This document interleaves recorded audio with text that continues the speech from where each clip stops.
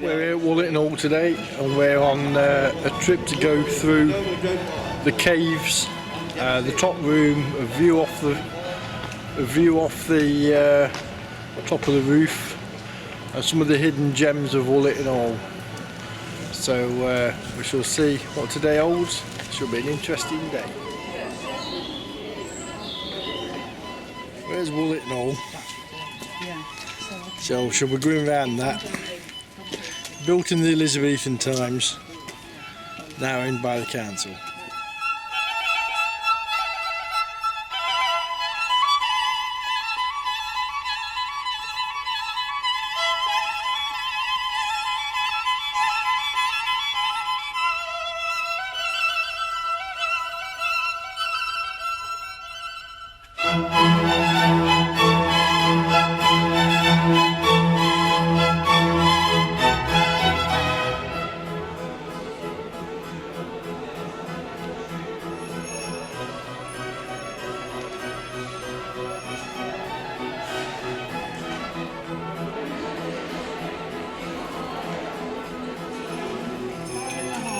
As we explore all the hidden and secret bits of Wollaton Hall, I'll tell you a few bits about life here as we go along. And we're going to start right here in the Great Hall, because the Great Hall's hardly changed at all since 1588, when it was first built. And if you come here as a guest in them days, you want to come in here through this door. It weren't there till 1821. Sir Francis Willoughby, the richest man in England, would have greeted you at the top of them stairs. That way he would have been above you in every possible way. It was to be above somebody. And he'd walk up and he'd be escorted through the shopway and then presented through these two archways. And the scene that would have greeted you would have been trestle tables lining the hall. And at this far end was a raised dais with Sir Francis Willoughby on his throne, higher even than his most honoured guests. The food was produced in the kitchens down below, brought up and presented to Sir Francis for his inspection. And once he's agreed that it's fit for you to eat, it then begins to be passed all the way down the tables, hand to mouth.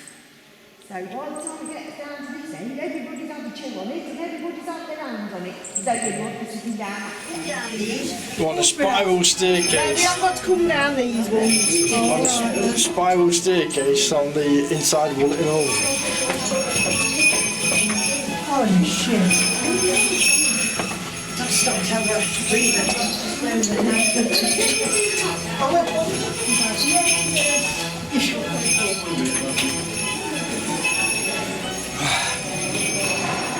The discovered room.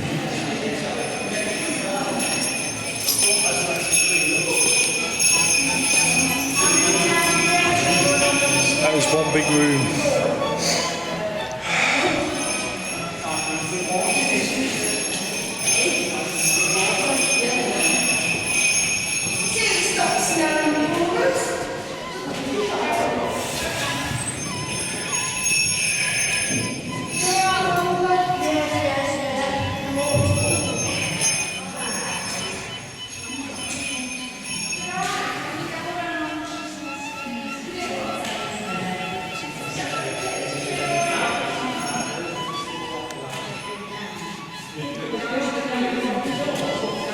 That's Nottingham Castle. Yeah.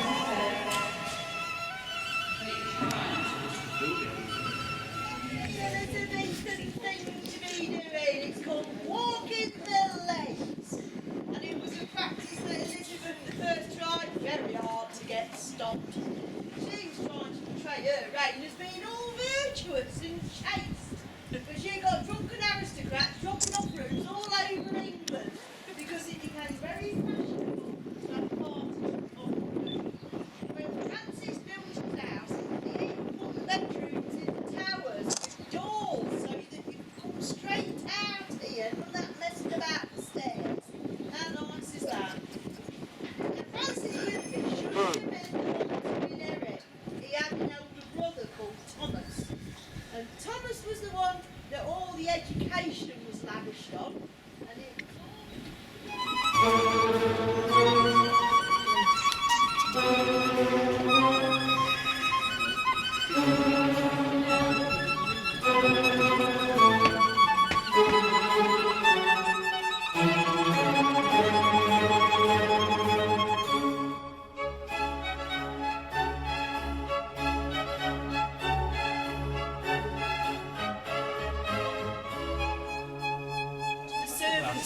staircase, you see, I was having a bath.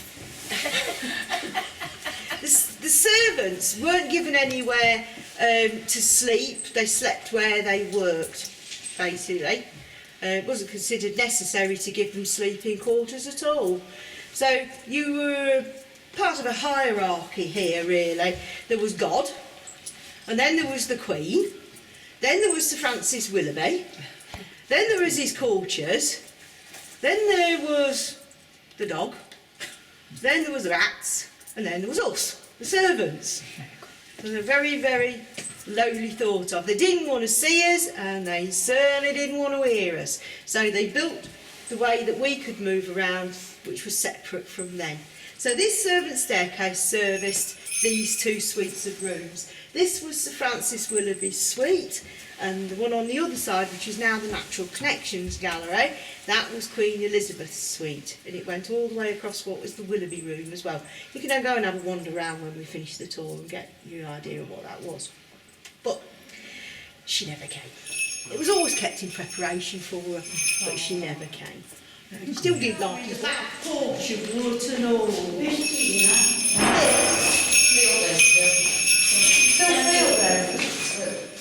Just carry on, she's a bit you late. Yeah, but if I lose them, I'm never going to find them again. I'll put them on the tour. This skeleton will not circle them. Yeah, this. Are they all coming down? Yeah. One. Oh, well, Martin, only with you. I'll bet you I'll send over to see you. only on my arm looked after me, you know that. I said, I know So this is the back door of the Wollaton Hall, the original back door. And every nut and bolt of this has had to be forged by somebody.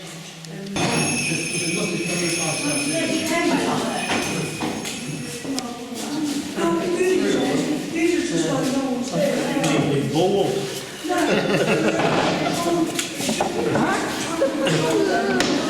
You need them in bull, don't you, now? Copper's crunching, isn't it? Do with one of them on my gate. Take it. Take it. You can get off, you can have it. Right, so in 1821, Henry Middleton had this extension built on the house, and it's windows. Then they went right in the middle of the night and cooked your throat and burned your house down, steal all your money. But then, well, it's not that case, but it takes a lifetime to get an end trained up properly.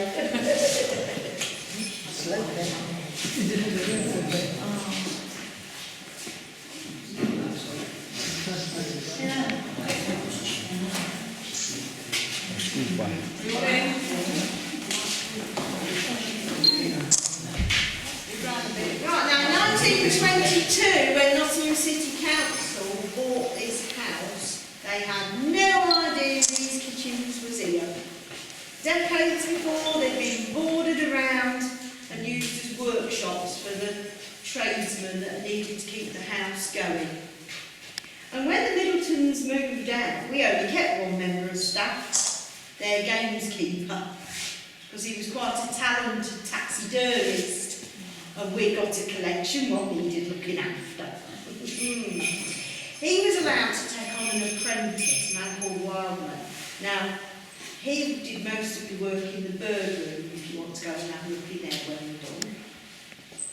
In his turn, he was allowed to take on an apprentice as well, and his name was Don Sharp. Don Sharp turned out to be the most decorated taxidermist there's ever been. He's been decorated all over the world, and he was our taxidermist here at Wollaton Hall. How about that?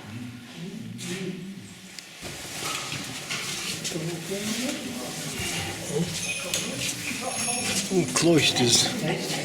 Onions. Oh, tell us about the ghosts. That's the one you can talk about, aren't you?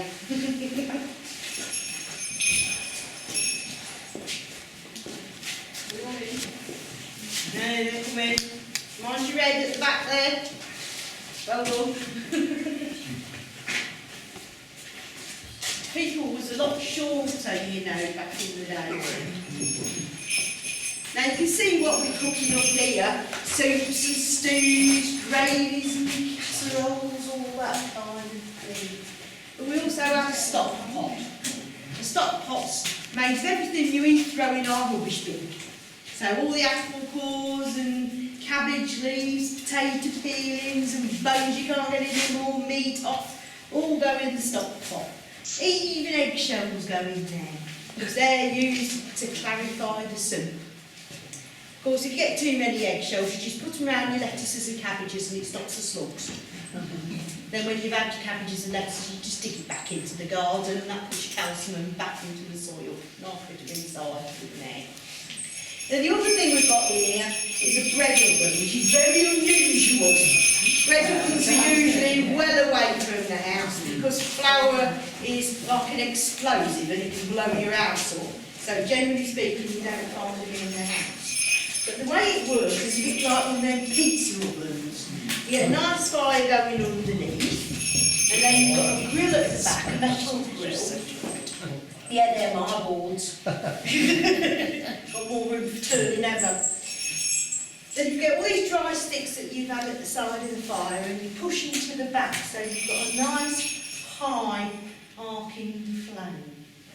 Now there's no putting it in here, setting the dial and waiting for the pin. That ain't going to happen. You cook by eye. And when it's nice and brown, it's cooked. When it's black, it's buggered. Exactly right. But the bottom is always black. You can't avoid it. You're cooking on red hot stones. And it's called dough. And you have to cut that bit off. You throw it over the gates to the parish poor, and that's how they receive their dough. So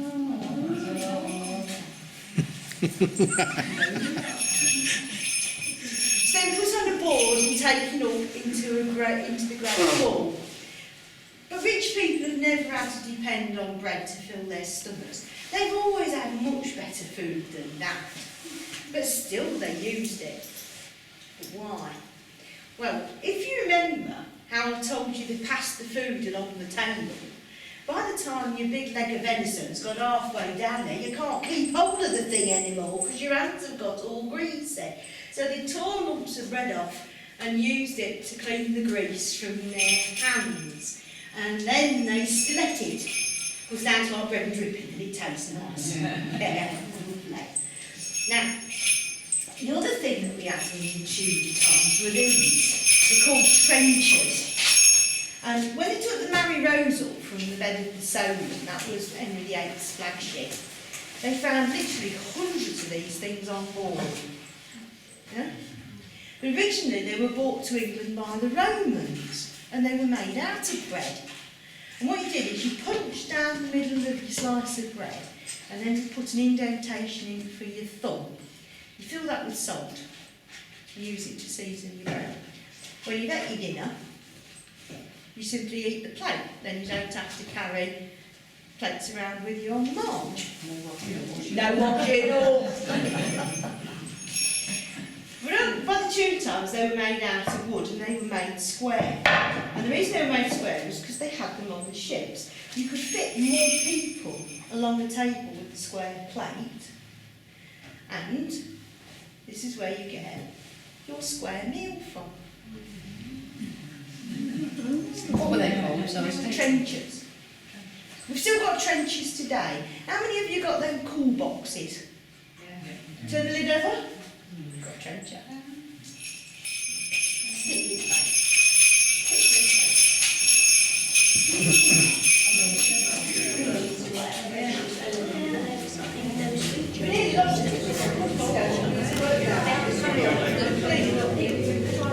Going underground. Sorry? Am I going fast? No, I'll go first. Then if anybody falls, it is a soft landing.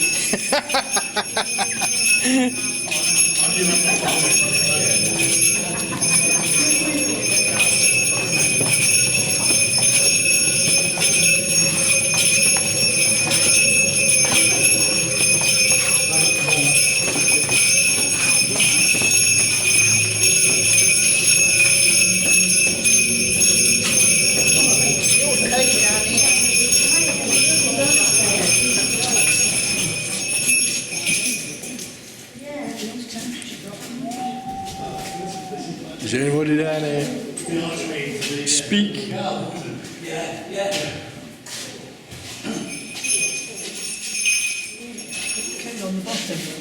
going to look at a picture of you, you know, that I use all the time when I'm doing... It wasn't you who came on the talk, no? Me? Yeah. Can you all see? No, you can't. Don't tell us they're guests. Come on in. We're listening. Right. So this is where we tap into the water that comes from that reservoir on Strelly Hill. And it's that clean. If I don't disturb it, you won't even know it's there. Can I have a drink? Do you know something? No. But in seriousness, the reason why is because it's not working properly. You know, we've had all this trouble with tramworks lately. Yeah. Not last Christmas, but the Christmas before. Remember how flooded everywhere was? All the Suffolk Downs was underwater and that.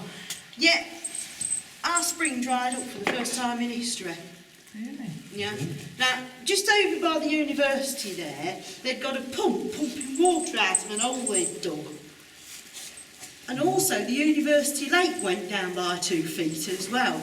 But you couldn't get anybody from the council to admit they'd hit the water table. So it disappeared down, and it's only just started coming back again. So I guess they finished that bit and filled the hole up. You know what I mean? But slowly it's coming up. I'm hoping in another few weeks it'll start spilling over again. Because by the time I get here, I am ready for a drink of water. And I used to keep pure a then? cup down here and put it up. Yeah. Yeah, lovely water, lovely ice cold, lovely to drink, really good. But we should be able to hear a little stream now, tinkling away, not my bells. Yeah. That's a spring, and that's beautiful, that. You still drink it? No, boulders and all sorts in between. You know, have a load a minute, have a sit down, have a rest. I'm just saying the same thing. I was thinking the same thing, yes. Ooh, it's right. Francis Willoughby loved beer. He collected it from all over the then known world. So he had beer come from Scandinavia, and he had beer come from the Mediterranean countries, and even as far away as Egypt. And it was stored in barrels, upright on that side, and just prior to when it was ready to be drunk, it would be moved over to this side and put on a frame with an elevation at the back and lower at the front. So all the sediment ran to the front of the barrel. Then when it was tapped, you got a beautifully clean flagon of ale at exactly 10 degrees, because it is a phenomenon of caves, no matter where you find them, whether they're man-made or natural, they are always 10 degrees. All except for the ones underneath the salutation, but there's a reason for that. You always end up with a cave if you come out the main up, don't you? It's well known of that. Now, of course, this is only one of 2 beer cellars that were on the estate. This is the little one. Of course, and it weren't just the aristocracy that drank beer. Well known fact, water's going to kill you. So we drank about 8 pints of beer every single day. And that's where you get that lovely expression when you're absolutely pie-eyed that you won over the 8. Yeah, so you've gone over your 8 ration.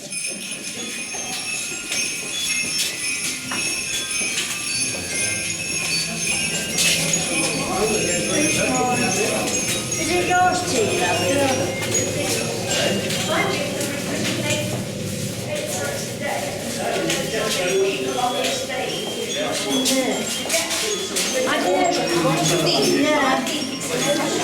This is the rest of the little beer cellar. Okay. Now, this is a structure for holding a barrel, as you can see, but that wasn't beer. This was Sir Francis Willoughby's brandy barrel, his favourite tipple. Furthest away from the door, hardest to steal. Now, I can't fit you all in the next bit, So you're going to have to be a bit organised. Divide yourselves into groups of 6 and go and have a quick look. And I'll come on to it.